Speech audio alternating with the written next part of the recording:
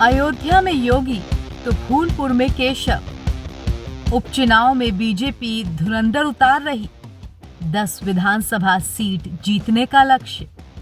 उत्तर प्रदेश के 10 विधानसभा सीटों पर होने वाले उपचुनाव को लेकर बीजेपी ने पूरी ताकत झोंक रखी है। पार्टी के शीर्ष नेताओं ने उपचुनाव की कमान संभाल ली है। पहले चरण में सीएम योगी आदित्यनाथ अयोध्या से इस चुनावी अभियान की शुरुआत करेंगे, या यूं कहें कि कल के अपने अयोध्या दौरे के साथ वो अभियान में लग भी चुके हैं।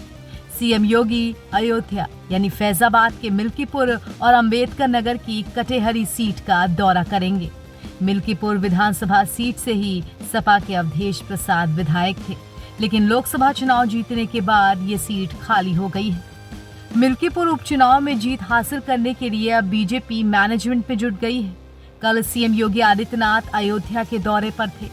बीजेपी कोर कमेटी के 4 सदस्य भी 2-2 सीट का दौरा करेंगे। उप मुख्यमंत्री केशव प्रसाद मौर्य को फूलपुर और मझुआ सीट की जिम्मेदारी दी गई है।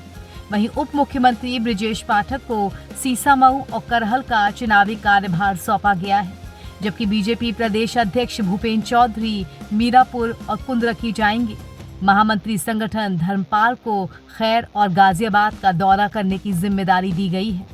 बता दें कि लोकसभा चुनाव में बीजेपी के खराब प्रदर्शन के बाद सीएम योगी ने 10 सीटों पर होने वाले उपचुनाव को लेकर लगातार बैठकें की हैं। हाल ही में सीएम योगी ने सुपर 30 की भी टीम तैयार की है। इसके अलावा कई समीक्षा बैठकें भी हुई हैं। सीएम योगी ने मंत्रियों की कमेटी बनाकर उन्हें विधानसभा सीट पर जीत की रणनीति तैयार करने के निर्देश दिए हैं। सियासी तौर पर देश के सबसे बड़े राज्य उत्तर प्रदेश में लोकसभा चुनाव के बाद अब सबकी निगाहें 10 सीटों पर होने वाले उपचुनाव पर टिकी हैं।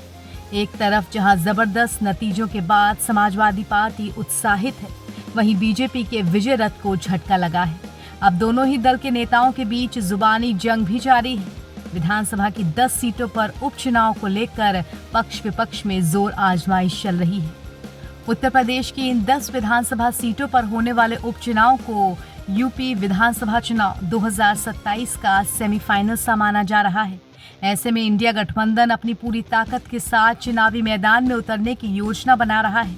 वहीं सीएम योगी आदित्यनाथ इस उपचुनाव को प्रतिष्ठा से जोड़कर देख रहे हैं। इसीलिए बीजेपी सभी 10 सीटों पर रणनीति तैयार करने में व्यस्त है। मिल्कीपुर से सांसद अवधेश प्रसाद के बेटे अजीत प्रसाद और कटेहरी से सांसद लालजी वर्मा की बेटी छाया वर्मा को मैदान में समाजवादी पार्टी उतार सकती है। हालांकि अभी तक कोई आधिकारिक घोषणा नहीं हुई है। बता दें कि कानपुर के सीसामऊ विधानसभा सीट पर सपा विधायक इरफान सोलंकी को सजा होने के बाद ये सीट खाली हुई है। बाकी 9 सीटों के विधायक सांसद बन चुके हैं। जिन 10 सीटों पर उपचुनाव होना है उनमें सीसामऊ, मिल्कीपुर, कटेहरी और कुंदरकी सीट ये समाजवादी पार्टी के साथ हैं। वहीं खैर और गाजियाबाद साथ ही फूलपुर सीट बीजेपी के पास थी। इसके अलावा मझुआ निषाद पार्टी और मीरापुर रालौद ने जीती थी। एनबीटी ऑनलाइन की रिपोर्ट।